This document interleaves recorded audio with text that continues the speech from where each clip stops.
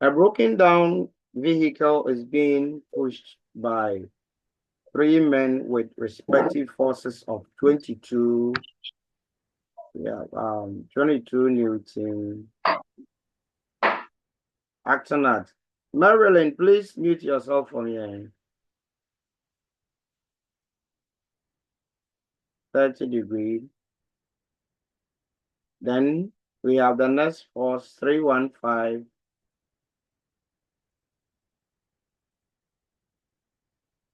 acting at 90.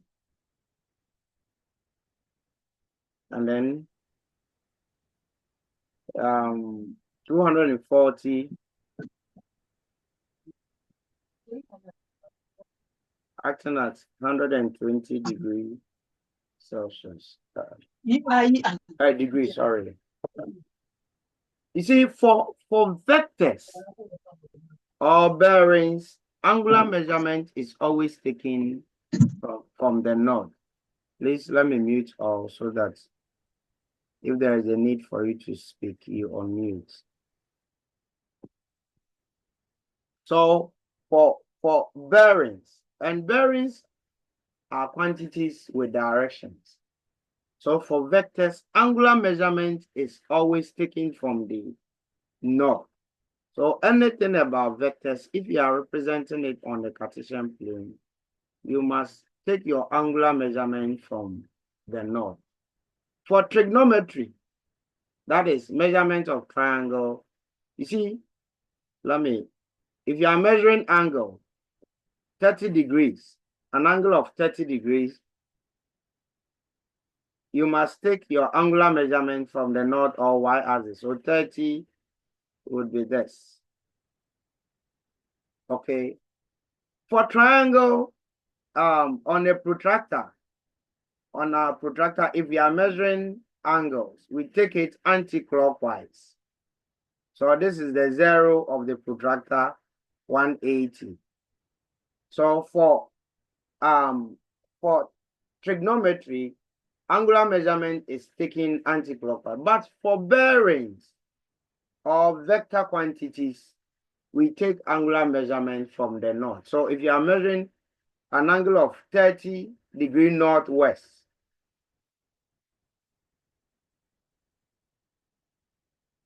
or northeast, you must take your angular measurement from the north. And this is because we are dealing with vector quantities. But with trigonometry, on our protractor, there's that. So anything vectors, please, angular measurement must be taken from the north or from the y-axis. Okay. If the question is drawn, is drawn for you. Example, the question says that a force of so and so magnitude acts at an angle of 30. Meaning the angle this force makes with the x-axis is 30. Then it means the angle it makes with the y or north is 60. If it is drawn for you, you cannot do anything about it. But where it is given to you for you to draw and then maybe express into component form, your angular measurement must be taken from the north or the y-axis. And in most of the answers that was sent to me, that was a problem I saw. Okay, and so the x component, the y component got interchanged. And even though, because r is the square of x component and y component, when you do it, you get the same value for resultants, but the direction was the problem. So that's the difference. For vectors, angular measurement must be taken from the north. Is there any question? So let's draw this on the Cartesian plane.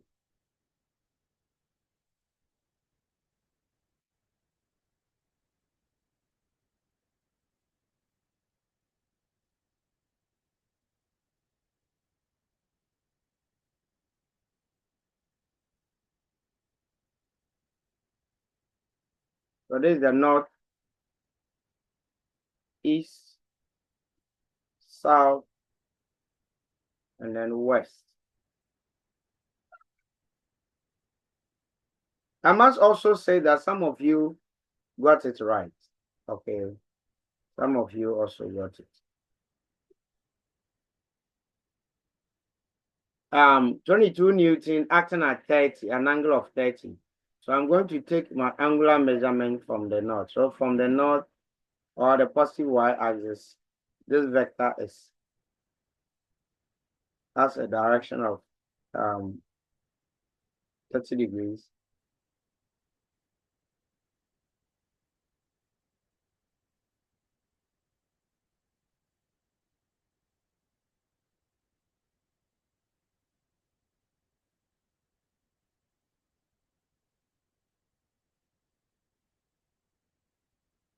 It's always good to draw. When you draw it, you will see it well. So if it makes an angle of 30 degrees with y, then it means the angle it makes with the east or x is 60. Then the second one, 315, making an angle of 90 degrees from the north. So it means this vector will lie on the east axis, 315 Newton, making an angle of 90 from the north, or positive y. And then 240, making an angle of 120 from the north. And so 120. Okay, this is 90. So 90 plus 30 would give me the third angle. So from the 0 point,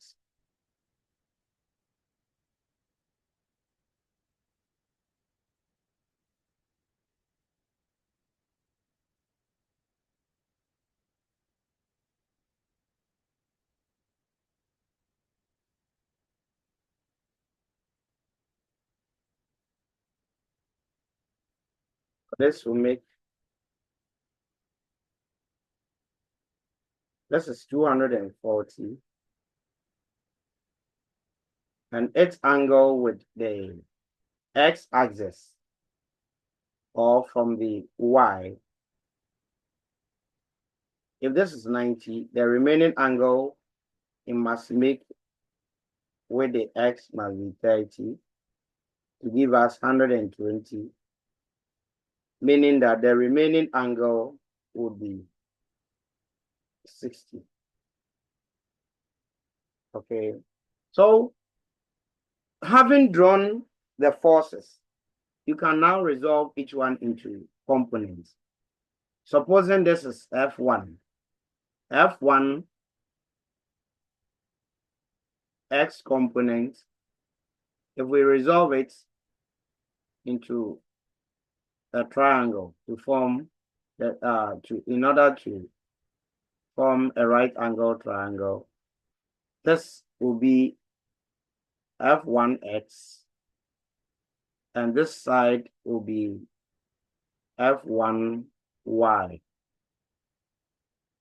Okay, here you can decide to use any of the angle, whether to the east, to the north, or to the east. It must give you the same results. So for the benefit of understanding, let's use both. So if we use the angle it makes with the north, x components will be 22 sine of 30 degrees. If you take sine of this angle is the opposite over hypotenuse. Okay, so making opposite the subject, you have 22 times sine 30. Marilyn, are you following? Yes, please. Okay. If you use 60, this side becomes the adjacent. It's so F1x for the angle 60. So because F1x this time is the adjacent, F1x will be equal to 22 cos of 60 degrees. And both must give you 11 Newton. Whether you use a cos or sine, the answer must be the same. Now the y component. Y component F1y. If you use 30, F1y becomes the adjacent. So obviously you have to use cosine. So 22 cos of 60. 30. Asida. Hello, Asida. Asida is not in the building. Then if we use 60, okay, F1y will be 22 sine of 60. Cos 30 sine 60 is root 3 on 2. So we'll have 11 root of 3 Newton. Therefore, the components will be 11 and 11 root 3, expressed as column vector form. Then the next vector, the next force, which is a 315, makes an angle of 90 degrees with the y. And what is the angle made with the x-axis or the east? If it makes an angle of 90 degrees with y, what angle will it make with the x, class?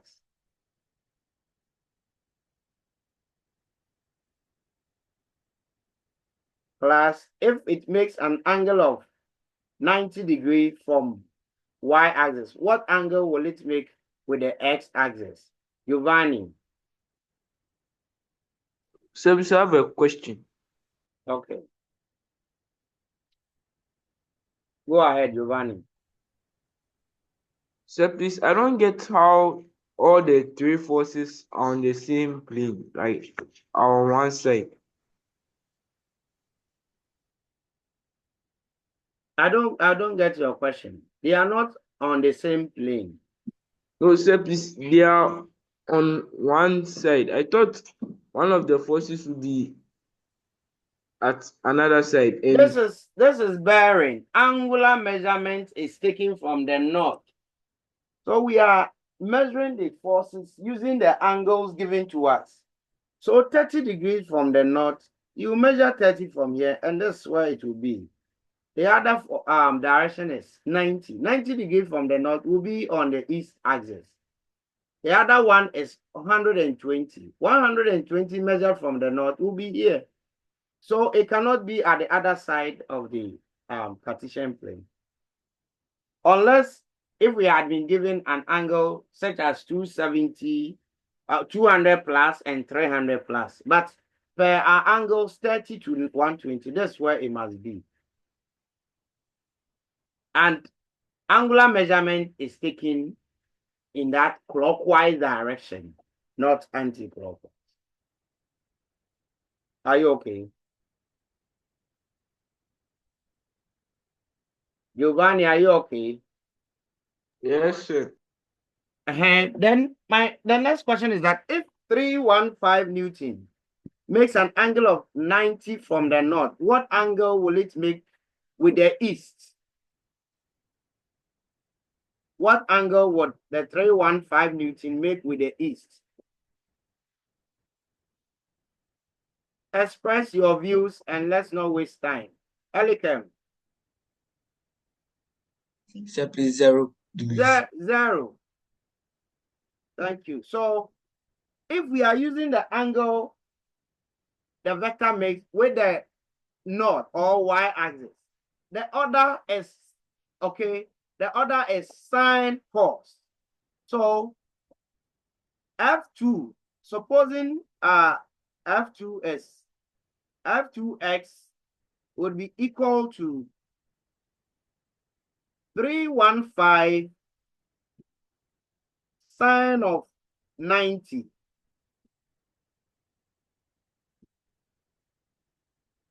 And F2y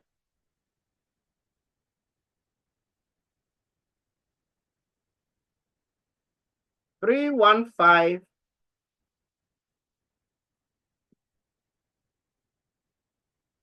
cos of 90. Giovanni. Sir, please, for fx, you use the 22 sine 30, then change it to 22 cos 60. We are using the angle it makes with the x and y axis respectively. So I'm using the angle it makes with the y first. Okay. And using the angle, it later would use the angle it makes with the east or with the x. So with the 22, it makes an angle of 30 with the y-axis or from the y-axis, isn't it?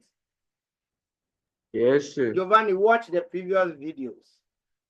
Watch the previous videos. This is equal to, when we use the angle it makes with the x, okay, its x component will be 315 cos of 0, and the angle, the y component will also be 315 sine of 0. So whether 90 or 0, the value must be the same. Sine 90 is 3, sine 90 is 1. Sine 90 is 1. Cos 90 is also 1. So it means that this vector would only have a horizontal component. Let's look at the vertical component. Cos 90 is 0. Sine 0 is also 0, meaning the vertical component is 0. So this vector would have 315 Newton as its x component or horizontal component and 0 as its vertical component. And it's obvious, once the vector is along the x-axis or the east axis, it will have 0 vertical, but will have complete horizontal. Please, are you okay here? Gideon. So please, so when we are drawing the diagram, let's say the 22 Newton is taking 30 degrees from the north. So when we want to find the angle the 315 Newton is, we are not supposed to calculate a new 90 degrees, but we're supposed to add the previous 30 with the rest of the angle to get the 90 degrees. And for the 240, I'm not supposed to calculate a new 120, but I'm supposed to add the previous 90 and 30. We are this is just angle. You can also draw, or you can, you see, I've drawn them on the same diagram. You can pick them one by one. If you pick them one by one, 30 degrees from the north will be this. 30. And 22 will be here, meaning the remaining angle with x is 60. If I want to draw it separately for the 315, I'm told it makes an angle of 315 from the north. So an angle of 90. So this is 90. And the vector will be here. 315. the angle with the north is 90. Then the third one, 240 with an angle of 120. This is 90 plus 30. And it will be here. This is 240. But I'm not showing the details here because I'm putting all the forces on one diagram. But separately, this is how it will be. Gideon, are you okay? Yes, sir, please, I'm okay. Sir, please. So it means you cannot draw a new 90 degrees from the 22 Newton to represent the 315 Newton. I cannot draw a new what? 90. Yes. Use the angle For the, given to you. The angle given to you is that the 22 Newton acts at an angle of 30 degrees from the north. So draw an angle of 30. You use the angles given to you. Godfrey. okay. Say, please, I don't understand. Where? Godfrey, what part? The third part. So just use the forces and where the angle it acts from the north or from the y-axis. Okay, and this is freehand. 22 Newton acting at 30 degrees, meaning this force would act at an angle of 30 degrees from the north or positive y-axis. And that's what I've drawn here or here. The next one, 315, acts at 90 degrees from the north or y-axis. So measure 90, and that is where it will act. And this is the second one. So the first one. Then the third one says that we have a force of 240 acting at an angle of 120 degrees from the north. So measure or sketch an angle of 120 from the north or positive y-axis.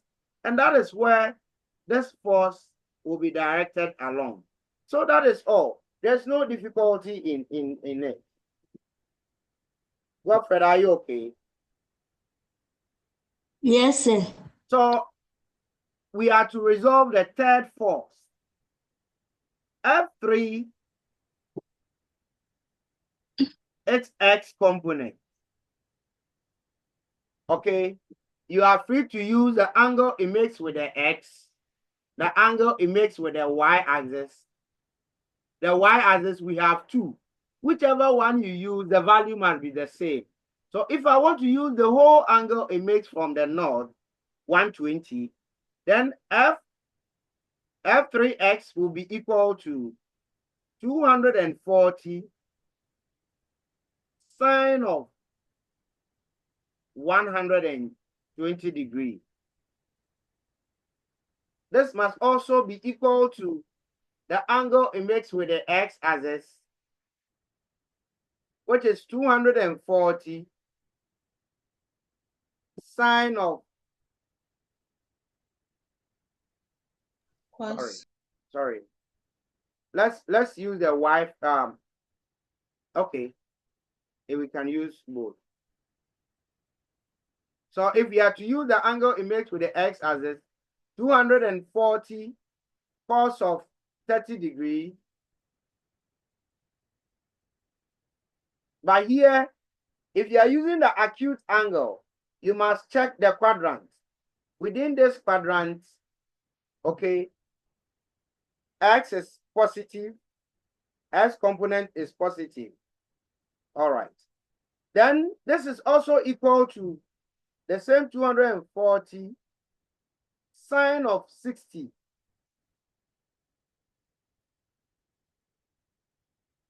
It will give you the same answers. Then F3y 240, okay, cos of 120.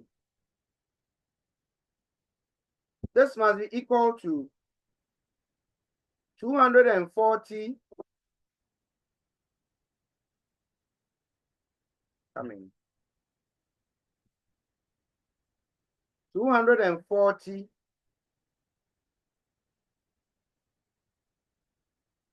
yes, 240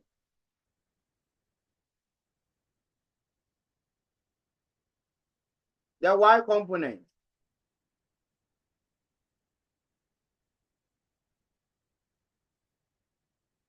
Now, within this quadrant, the y component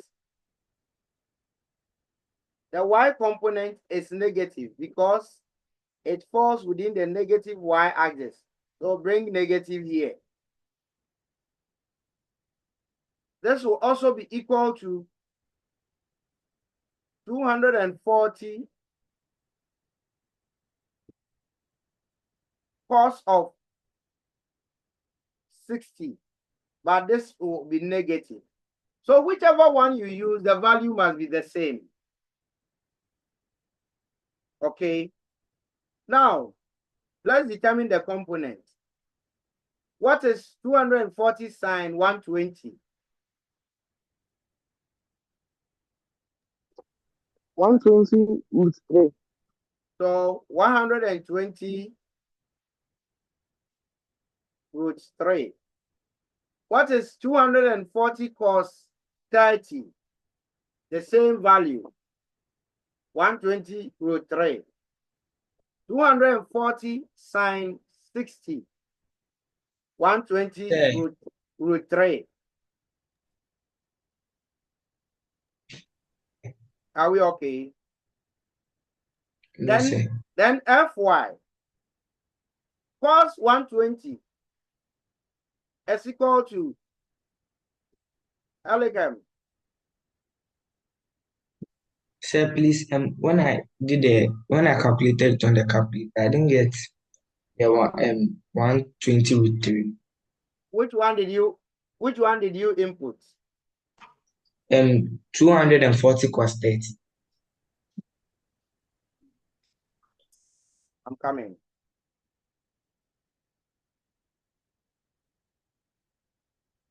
No, cos 30 is root 3 on 2. Check. Cos 30 is root 3 on 2. If you are not getting it, then it means your calculator angular measurement maybe is not in degree. But check again. 200. Sir, yeah, cos 30 is with 3 on 2. Yes.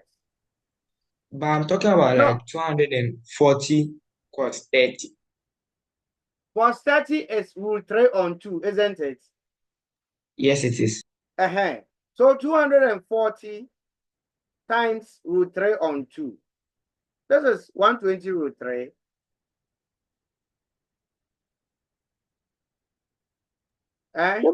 No, it's supposed to be.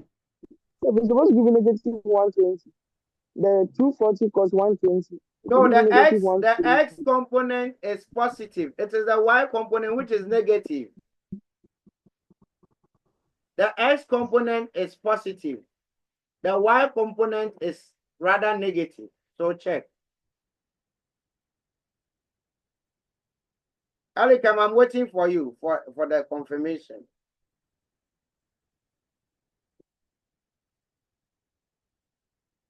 $240 times cos 30. Alikam, what's your answer? The answer I got was 207.8460969. No, But it's also equal to 120 roots. Yes, I'm just expressing it in sets.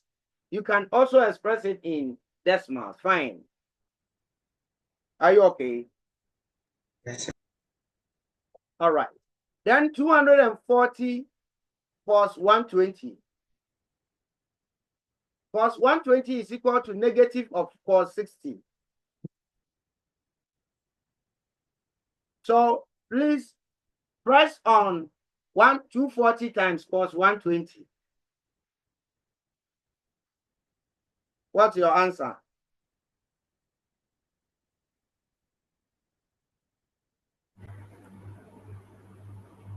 Oh, Alekam and Co, I'm waiting for you. Negative 120. Exactly. So sine 30 is also half times negative 240, the same negative 120. For 60 is half. So whichever way you look at it, the value is the same. Please, is there any concerns here? If you don't understand something, quickly raise it before we continue. Okay, so when you finish, you look for summation of fx and summation fy. So summation of all fx, this is equal to 11 of the first one plus 315 minus, plus 120 root of 3. And this is equal to, please give me your answer in decimal. 11 plus 315 plus 120 root 3. 533.84. Come again. 533.84. 83.84 Newton. 533.85. 85. All right. Then summation of fy. We have 11 root of 3 plus 0 minus 120.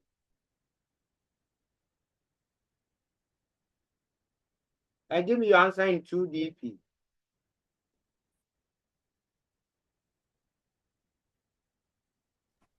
Let's know Negative 100.95. Negative 100.95. .95. So approximately negative 101. Frank. The summation of Frank, speak up. Speak up. the summation of Your line is breaking. The summation of fx, is it the same as the resultant of fx? You see, you have different x's and y's. Okay, just sum everything up. If you use resultant, it can confuse the resultant force we are looking for. So sum all the x's and y's up. That's all that I mean. Then, to determine the resultant and then the direction, please redraw this on the Cartesian plane.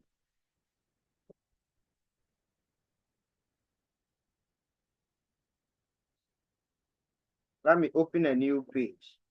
Redraw this on a Cartesian plane.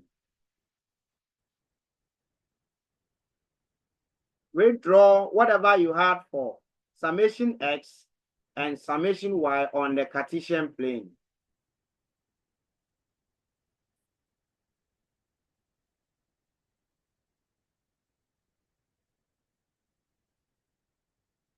So we have the north or y, east, west, and south. What we had for summation x is positive, 533.8. So meaning it must act along the positive x-axis. So this is summation f of x, which is 533.8. Then what we got for summation fy is negative, meaning it must act along the negative y-axis.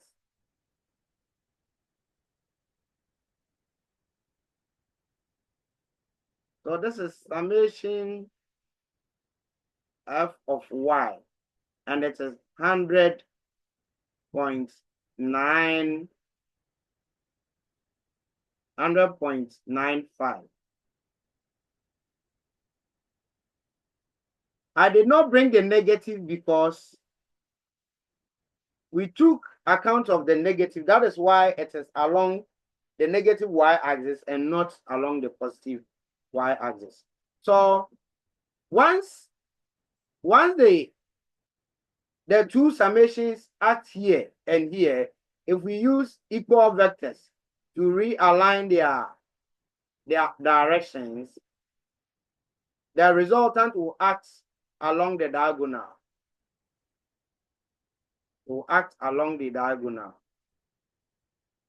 So for equal vectors, this is also summation Fy, which is 100.95. And it is clear that the resultant would act here.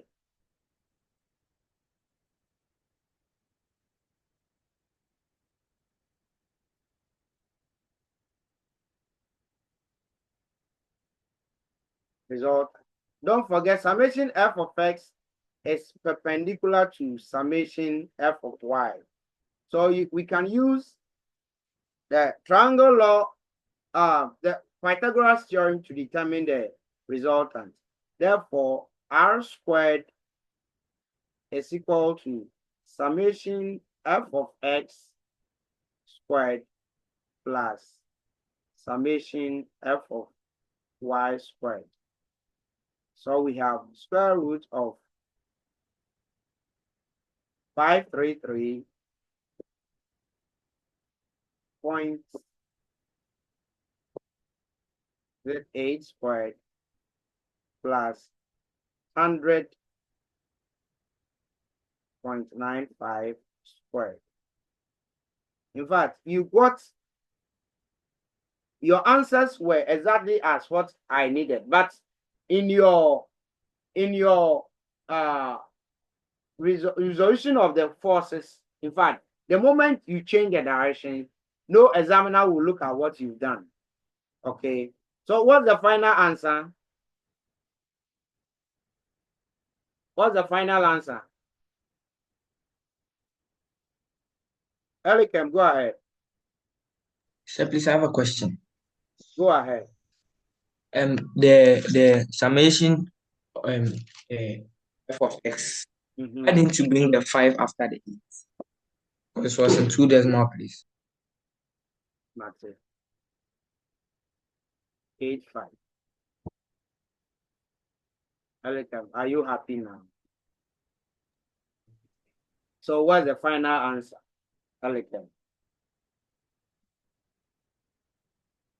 Gideon. 543. 543.31 UDP. Newton. So that's the result. And the direction. Direction, we can take the direction from the east or from the conventional north. So let's first determine theta. Theta is tan of, if we take tan of the angle, we have summation f of y on summation f of x. Okay, so 100.95 divided by 533.85. When you finish, take the tan inverse of this. Gideon. So I thought the y-axis would rather be the 533.885. When we check the summation, what did you get for summation f of x? Gideon. So it's negative 100.95. You were not opening your eyes. You were looking somewhere. When we checked summation f of x, we had 533.85, and then summation fy, we had negative 100.95. It is for that reason that summation f of y is along the negative y, and then this is along the positive y. And tangent is opposite. The opposite of this right angle triangle is summation fy, and then the adjacent is this. So what is theta, class? 10.71. 10.71, approximately 11, meaning that the resultant must be at 11 degrees from the east. If we want to follow bearing, if we want to measure the direction of this resultant from the north, then it must be this whole angle. And so theta is equal to 90 plus 11, which is 101 degrees. So it means that if you want to follow conventional measurement of angle bearing perspective, then it means the resultant acts at an angle of 101 degrees from the north. That's the direction. Okay, this is from east and from north. Both are directions. Both are directions of the resultant. All right.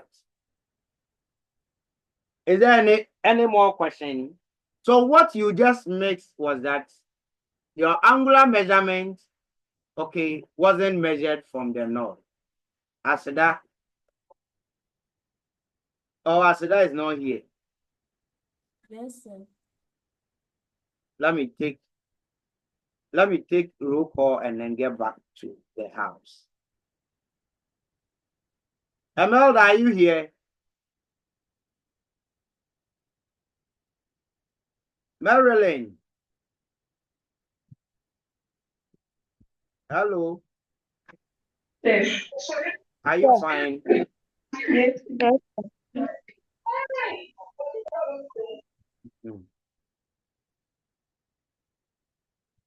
Isaac. Isaac. Yes, please. Are you better? Yes, please.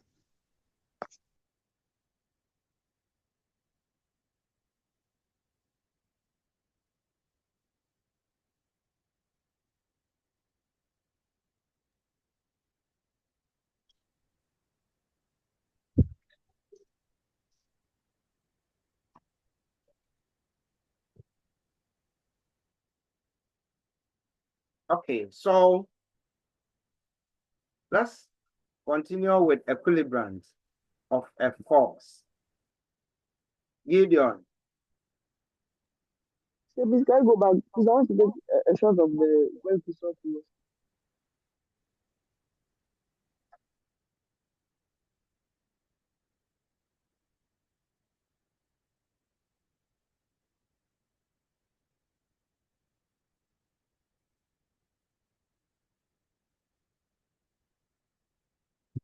Okay, so let's look at the equilibrant. The equilibrant. So please can you go back to the previous slide?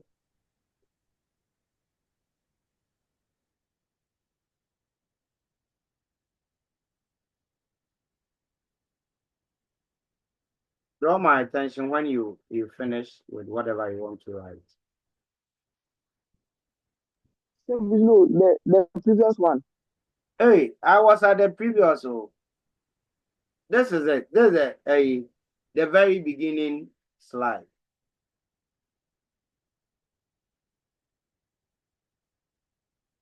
There's no previous again. Can I continue?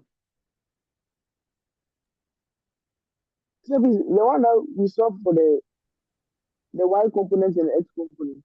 This is it. This is it.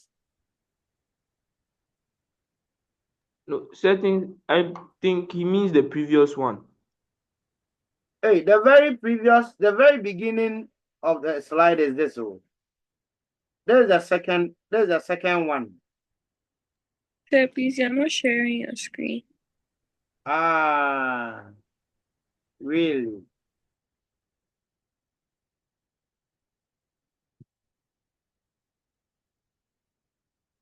So this is the first one.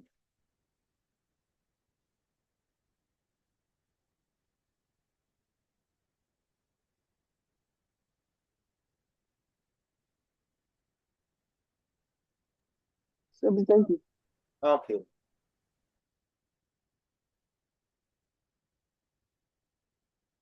All right. So equilibrant.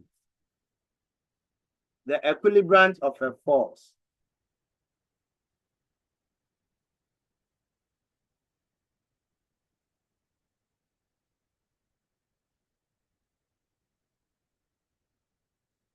Of a force. When we say that two forces are in equilibrium, can somebody share with us what that statement actually means? When two forces F1 and her girlfriend. It means they are equal.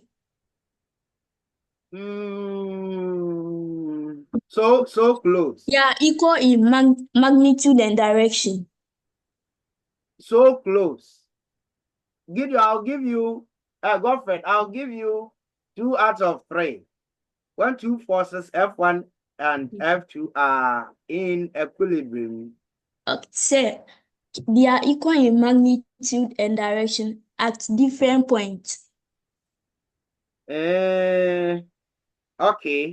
I think you still deserve your full marks, but add something to it. Okay, let me pick the view of Giovanni too.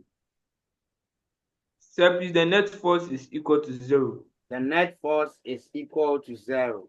So they are equal, as Godfrey said. And if they are equal, the net force or the resultant of these two is equal to 0. Okay. So this is similar to, let's create a scenario. We have an object. This object is being pulled by two equal forces acting in opposite directions.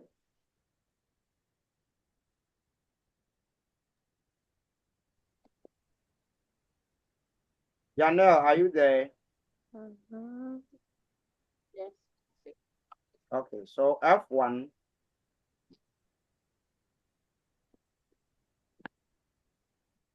and F2. This is the body. If F1 is equal to F2, what will happen to the body?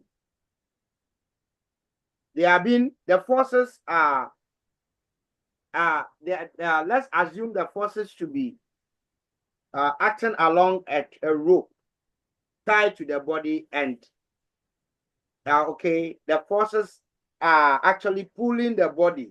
If F1 is equal to F2, what will happen?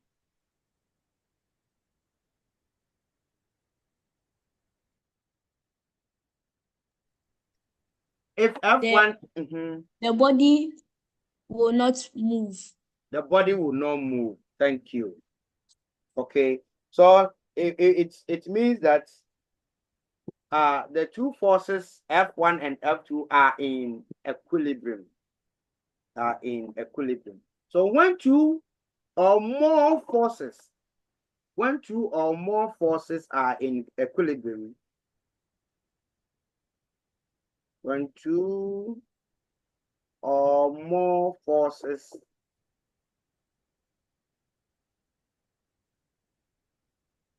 are in equilibrium,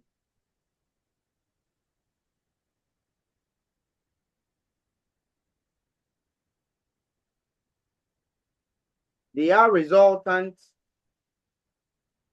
force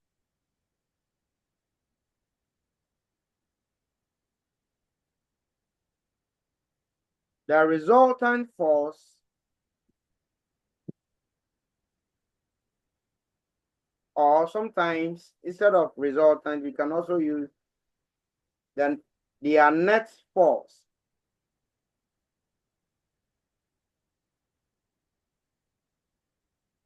or the net force, instead of using their, let's use the net force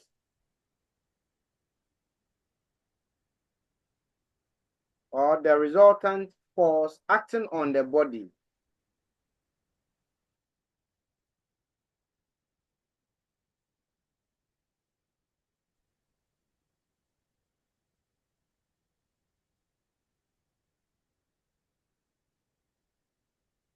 acting on the body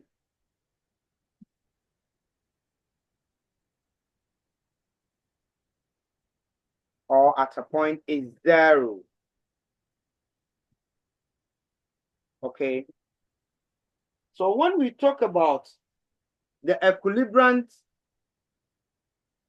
of a resultant force, the equilibrant force represents that single force which will cause a number of forces, okay, to be 0. So the equilibrant is a single force which causes the resultant force of a number of forces to be equal to 0. So the equilibrant force or the equilibrant of a force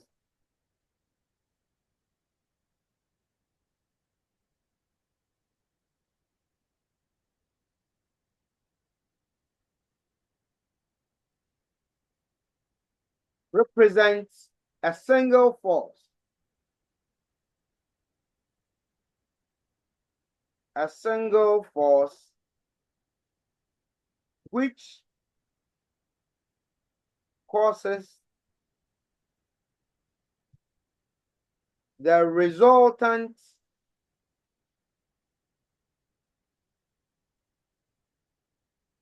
of a number of forces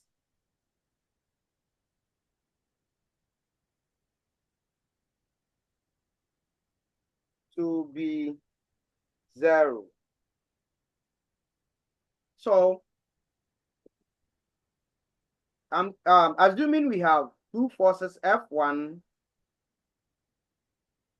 and F2 acting in one direction.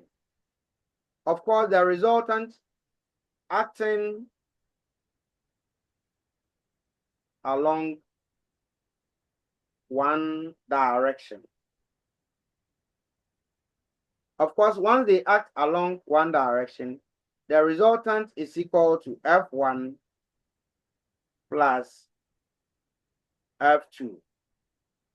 Okay, so F1 and F2 are represent the resultant force. When you add the equilibrant to the resultant, it must be equal to 0. So assuming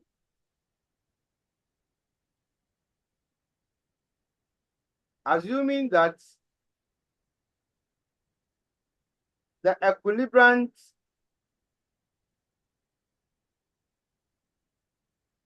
S E, if we add the resultant to the equilibrant, the net force must be 0. So meaning F1 plus F2 plus the equilibrant must be equal to 0. Or the equilibrant E must be equal to negative of F1 plus F2. Plus, are we okay here? Sir, Hello? please, does it mean that one force has to be negative? No. You see, one force shouldn't be negative. Once F1 and F2 act in the same direction, the resultant is the sum of the forces. So F1 plus F2 equals R. Are you okay with this? Yes, sir.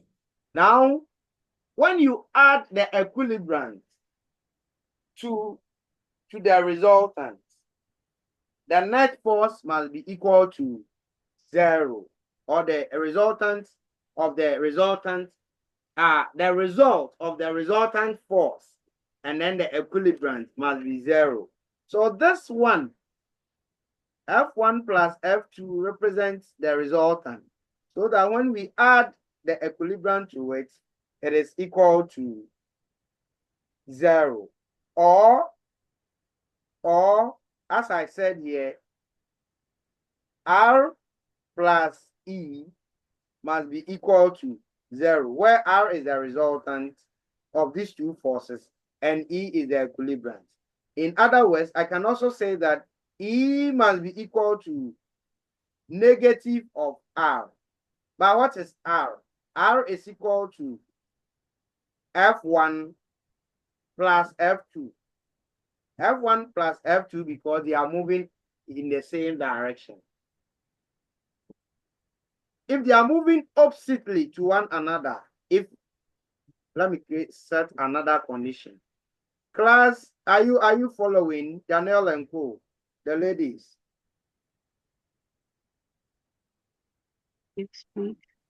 So if F1 and F2 are oppositely to one another,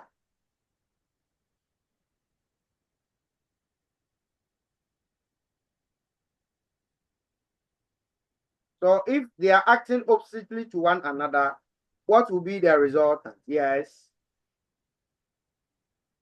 Yes. If they are acting oppositely to one another, what will be the resultant? Janelle, they are among you. Janelle, if F1 and F2 are acting oppositely to one another, what will be the result? Okay, Quentua want to bail you out. Quentua. That means only be F1 minus F2. Quentua, are you answering a question or asking a question? Sir, please, F1 minus F2. On condition that F1 is greater than F2. Exactly. So say all that for me. So F1 minus F2. Okay. Please, I'm coming. Attendance.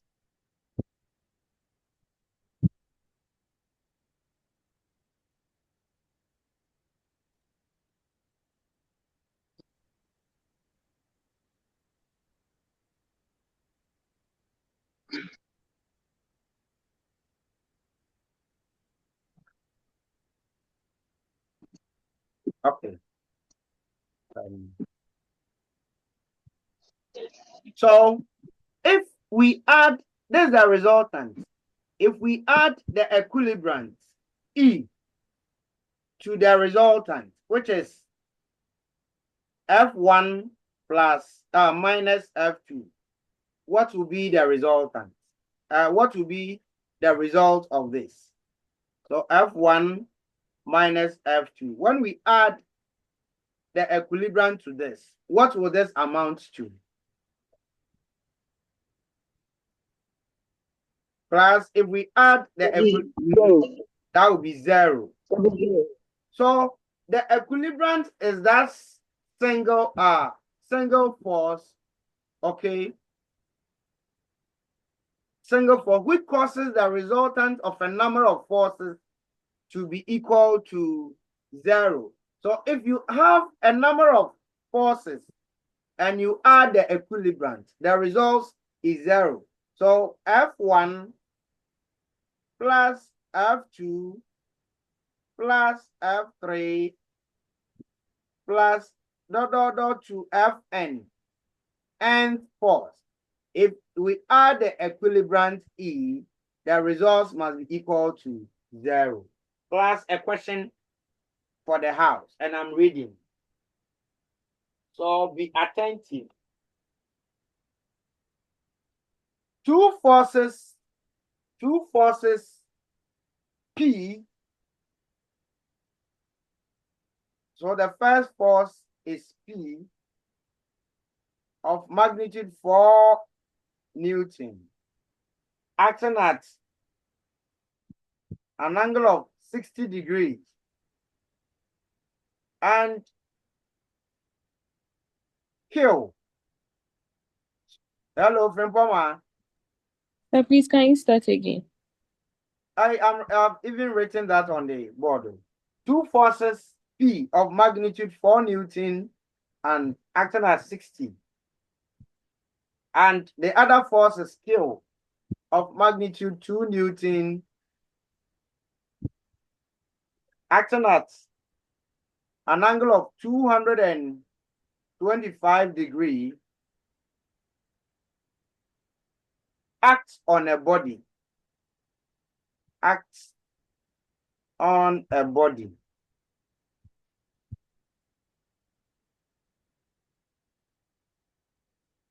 Find the magnitude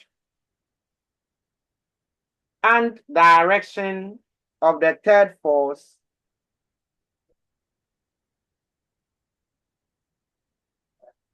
find the magnitude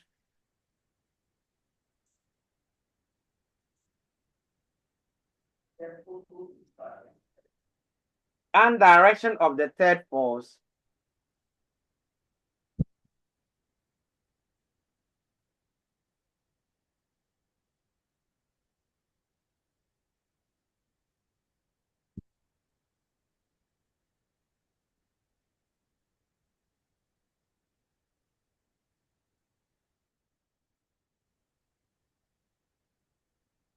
and my force is a real force, as if I'm being forced to write this force.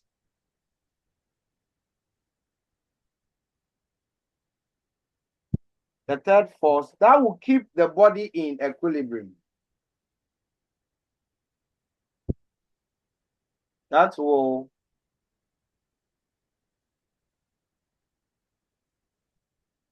keep the body in equilibrium.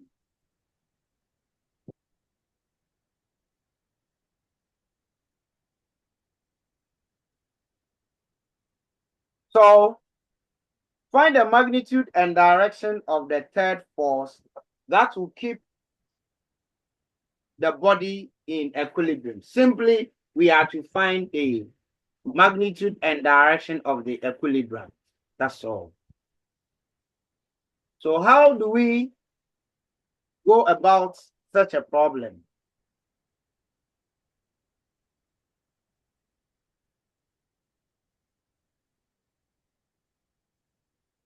The basic idea is that when we sum up the forces, P1 plus Q or P plus Q plus, let our equilibrants be E. So you must indicate it. Before you put this together,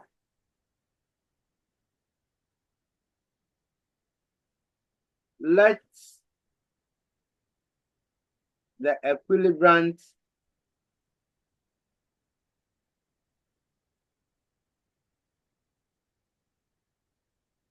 be E. So it means the force P plus the force Q plus the equilibrant must be equal to 0. That's the basic idea. Okay, so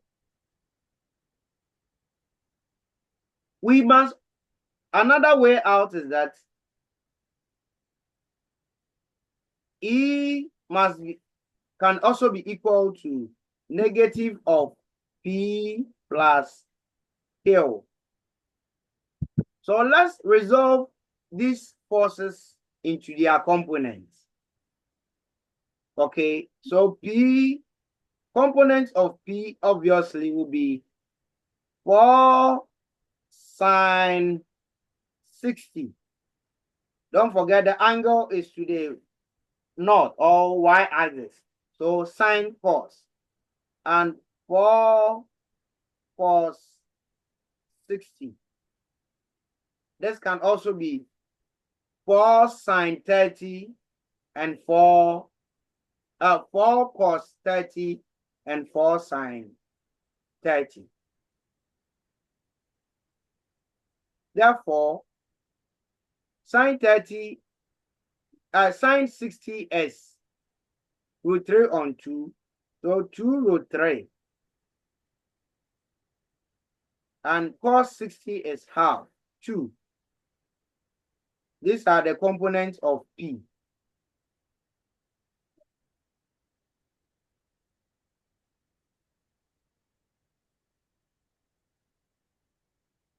These are the components of P.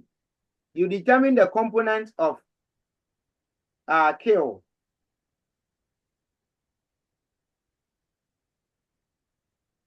Components of Q will have 2 sine 225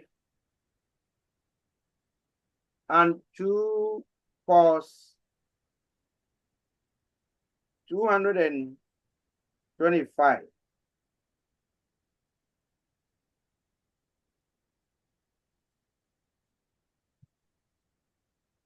This is also 2 sine, but don't forget, if you are using the acute angle, that you need to take account of the quadrants. Please, what is 2 sine 225? 2 sine 225. Negative root 2. So minus 1.414. What is 2 cos 225? The same value. Negative root 2. Minus Minus 1. 1.414. So these are the components of Q as well. So using this equation, equilibrant plus components of P 2 root 3 and 2 plus components of Q minus 1.414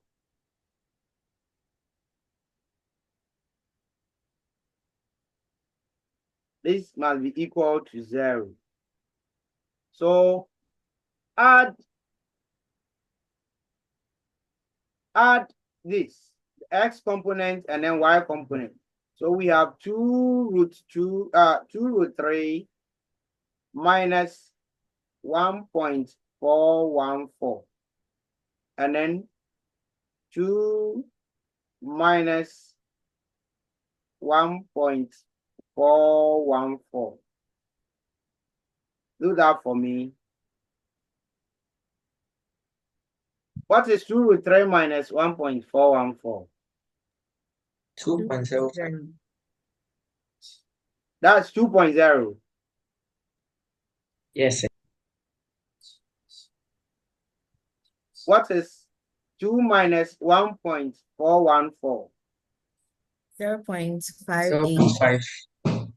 0.5 86. 86. Remember 86 Says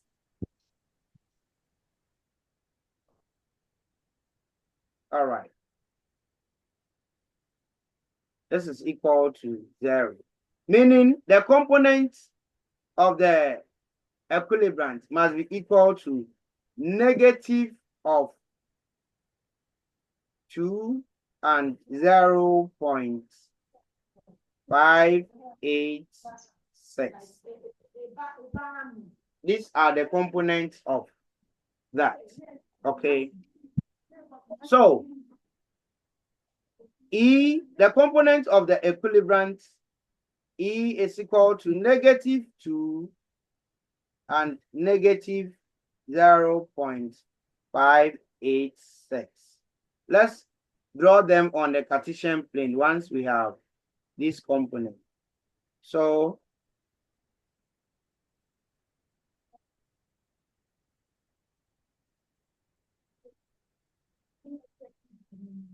X component is negative, meaning it must be here. This is 2. Y component is also negative, meaning it must be here. 0.586. Okay. The resultant must certainly act along this diagonal.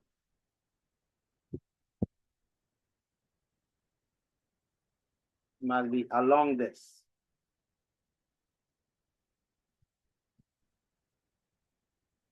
The resultant of the equilibrant. So that what we have as the resultant will be the magnitude of the equilibrant. So E will therefore be equal to E squared by Pythagoras theorem will be equal to the square of 2 plus the square of 0.586. What's the then take the square root. Help me determine the square root of everything. I mean the final answer.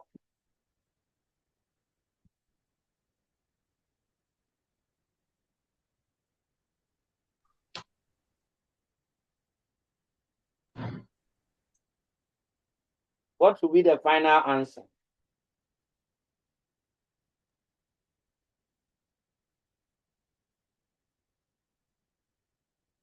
Two point zero eight four.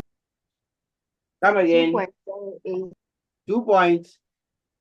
0.084 Newton. When you were calculating, I'm coming. 2 root 3 minus 1.414. Check that answer for me.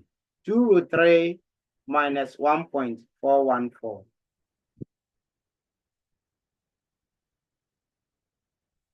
So it was 2.05. Yes, that's why the answer doesn't tally. You don't give me the values. I'm the one to tell you to eliminate what, okay? So 2.05.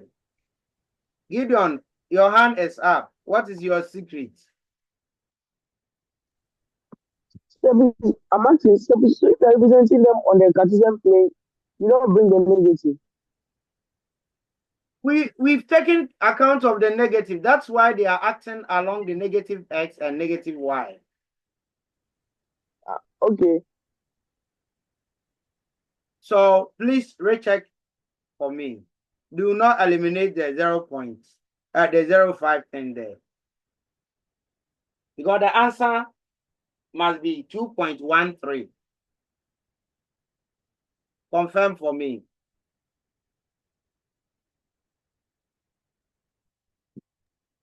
Yes, 2.1. So 2.05 squared. Anita, are you here?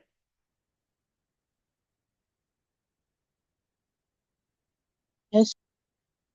And you don't talk. Quintiwa, you also do not talk. What is your secret? Oh, sir, I just joined again. My data got finished, so I had to go and buy some. Okay. So 2.13 is the magnitude of the equilibrant. Can you help me determine the direction? Help me determine the direction. I'm waiting for you. And pick the direction from the north. Follow bearings. So pick the direction from the north. Augustine, are you there? Yes, please.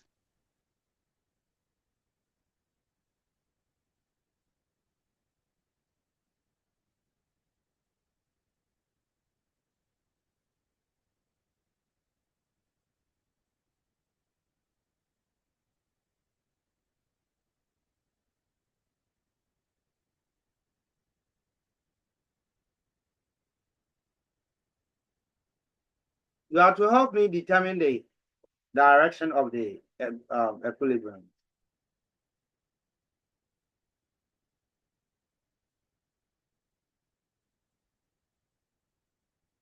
So first determine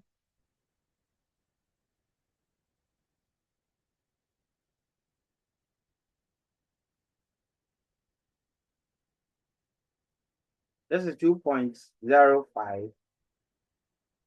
This is 0.586. So first determine this angle. We are always representing the angle by the letter theta.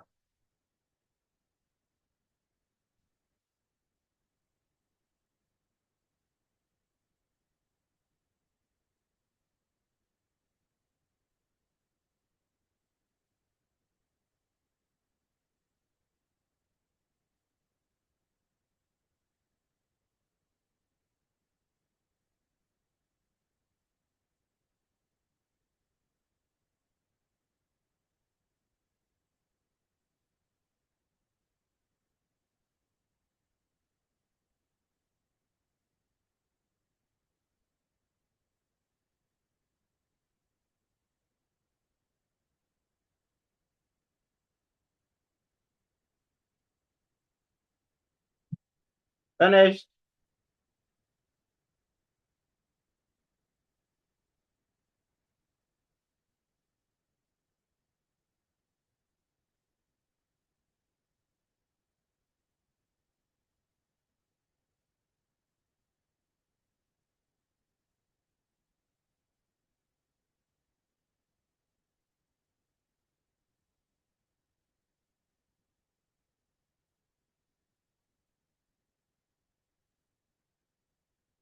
Are we through?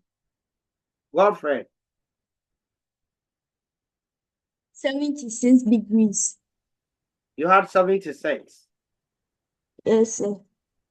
No, we are taking it from the north. So check. Osafo,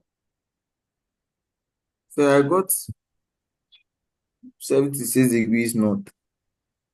from the north,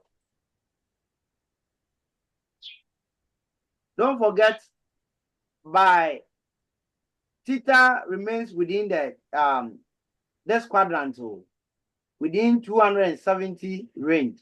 This is 270. So if theta is here, then when you are taking your angle from the north, it must be something greater than what you people are calling it. This whole angle. Okay, Giovanni. That is, I got 15.95. 15. For theta.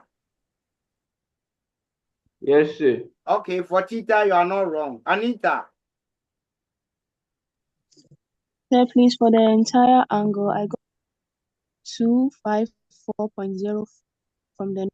Okay, from the north. Elikem. Yeah, please, I had 105 degrees. From the north. Yes. Okay, let's look at it.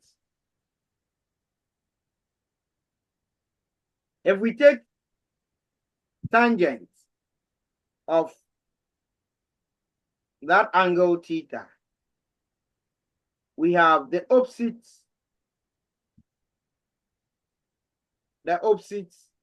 over the adjacent. The opposite is 0.586.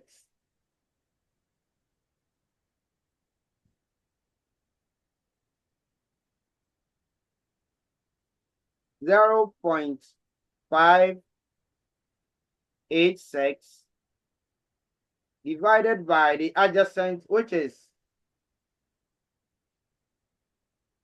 2.05.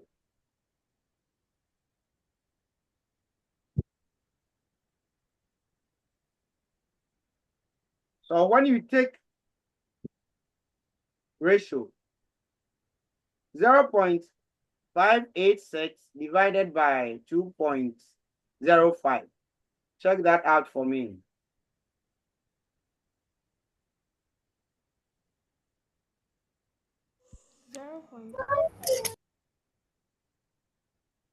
Continue, I'm listening. 0.285. 0.28. 6. Yes. 286. Let's write it in 4dp. Okay, since we'll be taking the value, the final value. So 5, 9. Therefore, theta, which is equal to the tan inverse of this, of 0.2859. What's the tan inverse of this decimal value? 15.95. So 952. 15.952, approximately 16 degrees. So let's go back. So if this is approximately 16, okay, then when we subtract 16 from 270, it will give us this remaining angle. When we subtract this from 270, so 270 minus 16 must give us the angle from the north.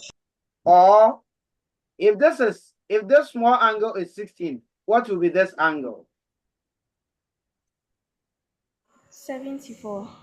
74. So 74 plus 180 would also give us the same angle. And what is 270 minus 16? 254. And that's the answer from the north. That's so I think Anita's answer was correct. Okay. Second method, another method that can be used to solve the same thing as this. Look at the forces. The forces 4 and 60. So let's determine the resultant of this force. Please, so P in component form, 4 sine 60 and 4 cos 60. Q in component form, 2 sine 225 and 2 cos 225. Summation of x we have 4 sine 60 plus 2 sine 225. Summation of y 4 cos 60 plus 2 cos 225. Give me the final answer for summation x. In decimals. Just give me the final answers in decimals.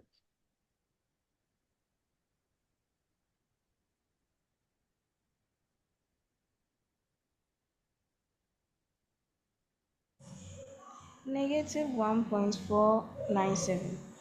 Negative 1.497. Okay, please let somebody to also confirm for me.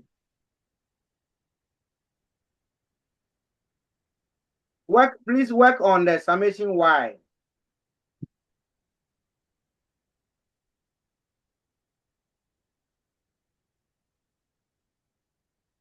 Two plus Anita. Please, the x is a mistake. It's 3.413. The value is wrong. 3.413.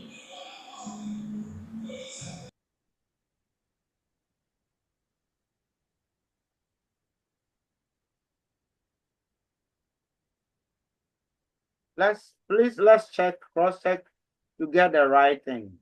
I'm also checking. So 2 times sine 225. Anita. Sir, please, for the summation of x, I got 2.049. Yes, that's what I also got. That's why I called for that cross-checking. 2.0499. 2.0499. Okay. Then summation of y. Sir, I 0.58. 0.58. Yeah. Let's cross-check.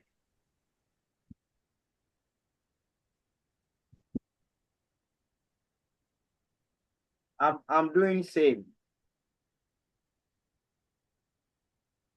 0.58.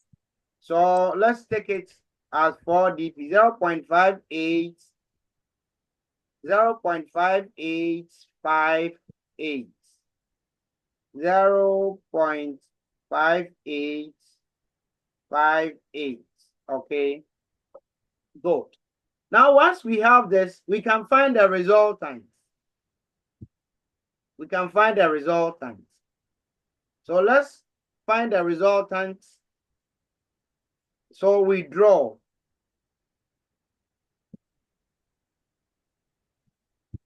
We draw x. This is y.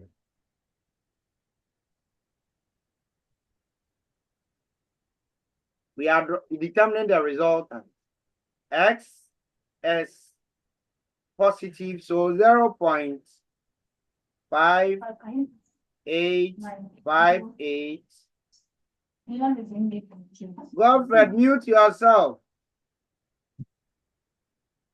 Then summation y is also, oh, sorry, that's rather y. Summation y is 0.5858, and summation x is 2.0499. Okay, and so once they are all acting in that manner, the resultant would be along the diagonal.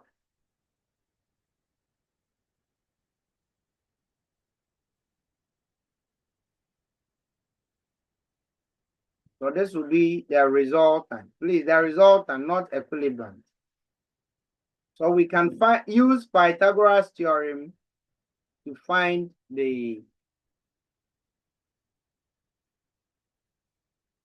resultant. So help me determine the resultant. Of course, R is equal to the square root of summation f of x squared plus summation f of y squared. Emelda, what's your answer? 2.131. As a resultant? Yes, please. Okay, so let's cross-check. 2.131. I'm coming. Okay, 2.131. Please, let's confirm. 2.131 Newton. Now, and then let's find the direction of the resultant.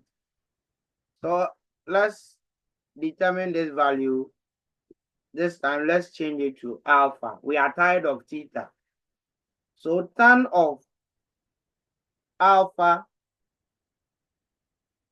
is equal to the opposite, which is 2.045. 9, 8. That's not the opposite. Marilyn, Osei, and then Kujo, are you there? Yes, please.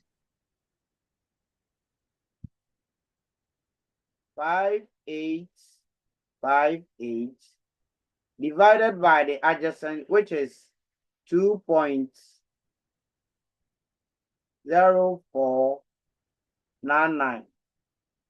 Alpha is equal to, yes, what is alpha?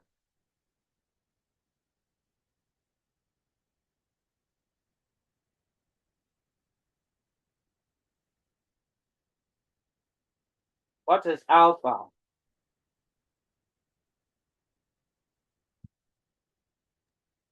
Zero 0.2858. Is that the angle? No, I mean the angle alpha. 15.94. 15.94. Approximately 16.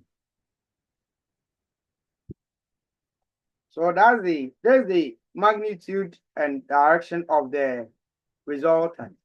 Now the equilibrant, you see, in the theory, we saw that when you add the resultant and the equilibrant, what is the effect? The resultant plus the equilibrant must be equal to 0. Okay. So the magnitude of the equilibrant must be equal to the magnitude of the resultant. So in terms of magnitude, the equilibrant will also be 2.13 Newton. Now, in terms of direction, the equilibrant has a direction oppositely to the resultant.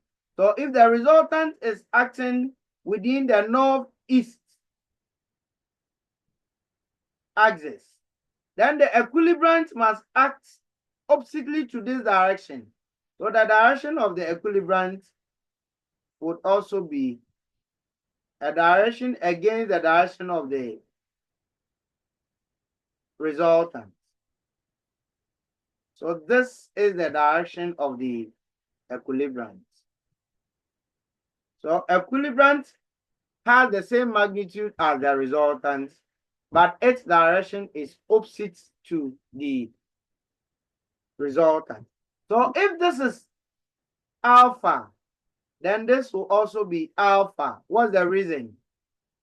If this is alpha, this is alpha. What's the reason? They are vertically opposite.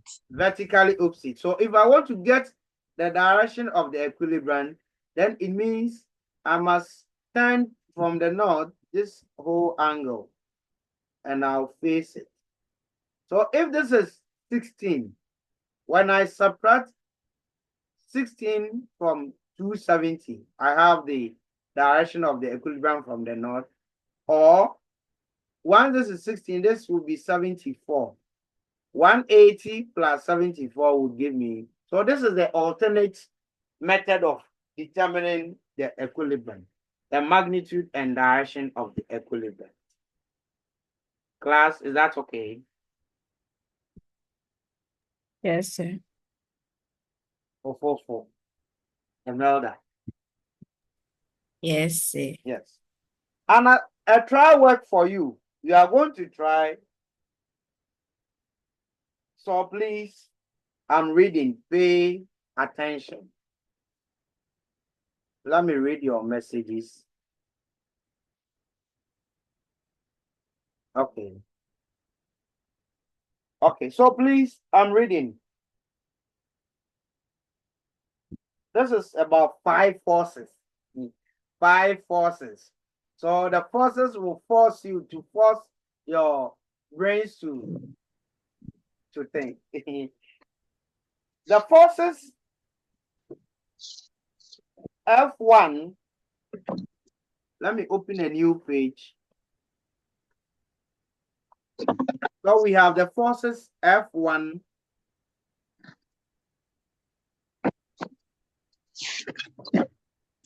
The magnitude of the force F1 is, this is P, just a letter, acting at 30 degrees, an angle of 30 degrees. Then F2,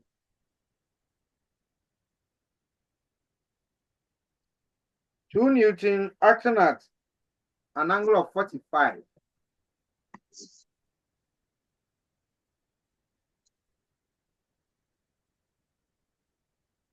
F3,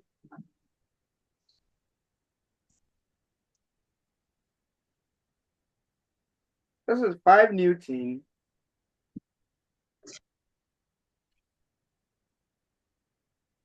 90 degrees. F4, this is Q,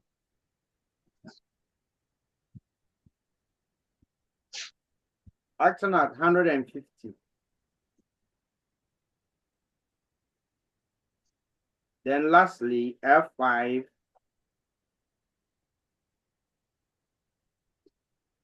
of magnitude 8 Newton,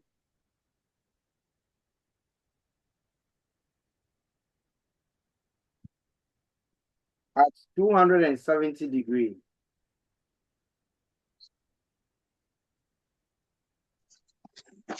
So these are the 5 forces involved. So the forces from F1 to F5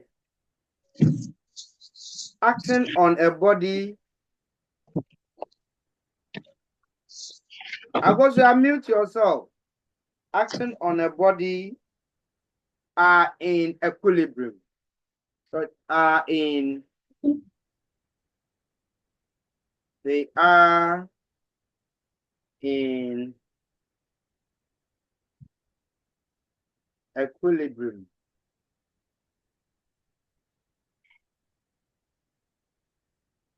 Calculate correct to 2 significant figures. That's it. Calculate correct to 2 significant figures. The forces P and Q.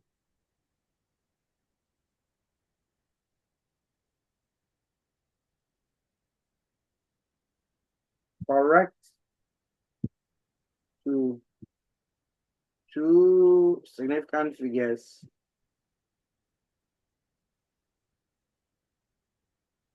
The forces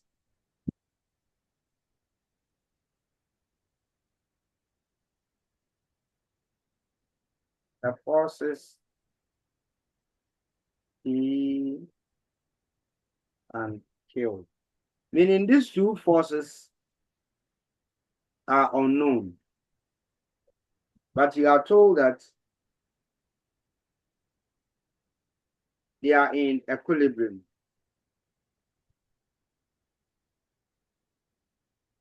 So do not forget the fact that when forces are in equilibrium,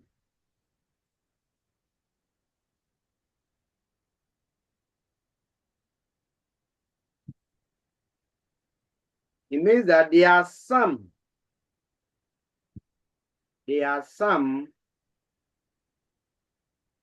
must be equal to 0. So F1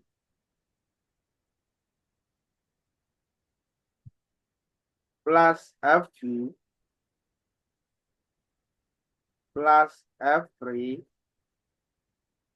plus F4 plus F5 must be equal to 0.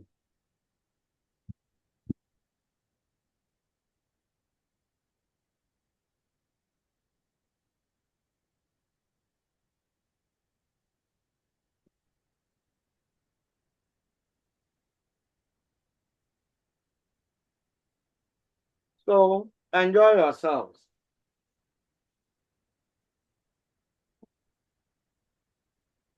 Enjoy yourselves. Alikam. Yeah, please forget it. Black or yellow? No. The yellow rubber is not. You don't have it. Elicum. Sir, please, the E.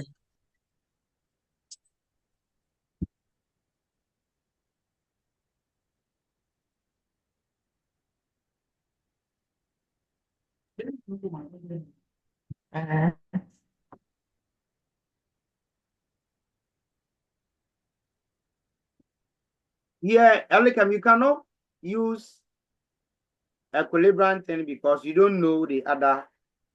The resultant plus the equilibrant must be equal to 0. But you are not given equilibrant. So sum up all the forces and that should be equal to 0. Okay, when forces are in equilibrium, they are sum is equal to 0. So use this. So because there are unknowns, resolve each and every force into the various directions, angles. Then when you sum them up, you can find the unknown.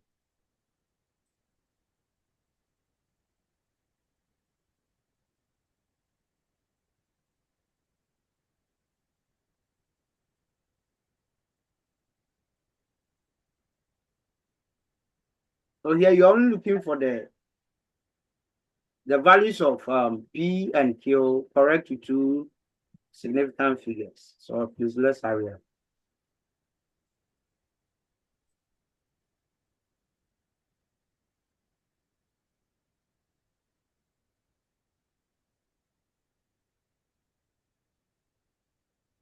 Who are those here? I have Wilfred, Eda, Akusha, Lydia, Anita, Augustine, Barak, Lizzie, Elicum, Estra. Prempoma, Gideon, Giovanni, Anan, Gerard, Abdel,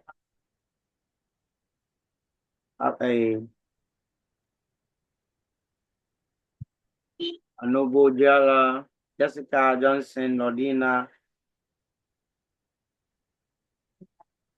Marilyn, the two Marilyns, Mary, Michaela, Deborah, Mikhail, Miles, Nana, Kwame, Nana Quintua, Nicole, Ella, Ohene, Paddy, Imelda, Valerie, Kukwa, Yasmin, Janelle, and Jadine. Some of you, your assignment never came on. And you know yourselves. The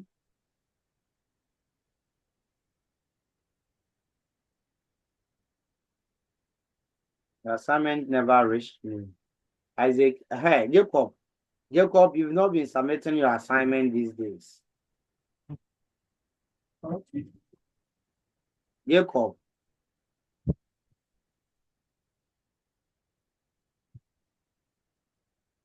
Jacob, are you there?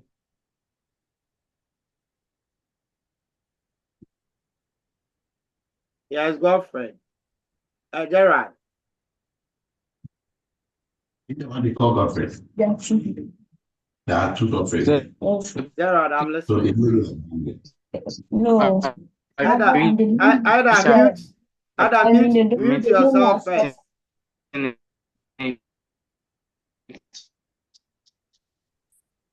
Godfred, mute yourself. Gerard, I'm listening.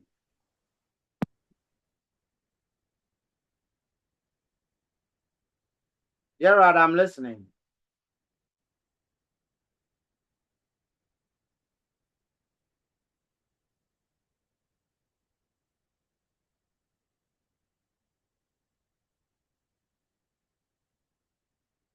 Okay.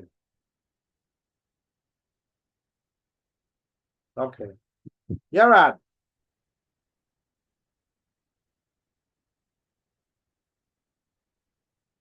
You have to notice, okay?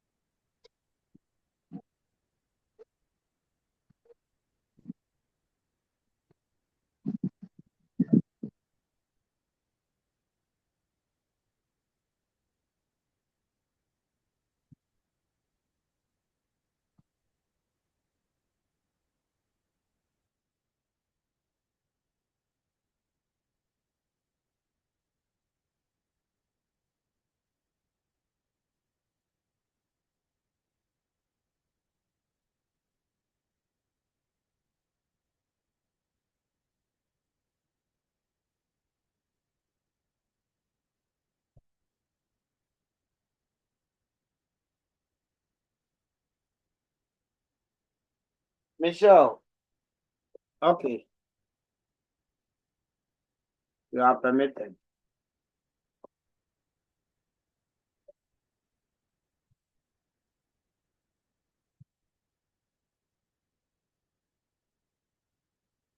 Yeah, Gerard, you are submitting it on your private line, your page, brother.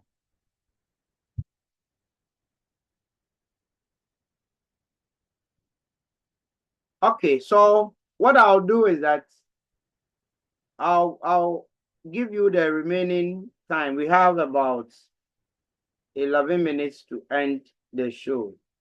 So use the rest of the time to finish. And when you finish, send it to me. Okay. Class, is that okay? Yes, sir. All right. So this is where I end the show.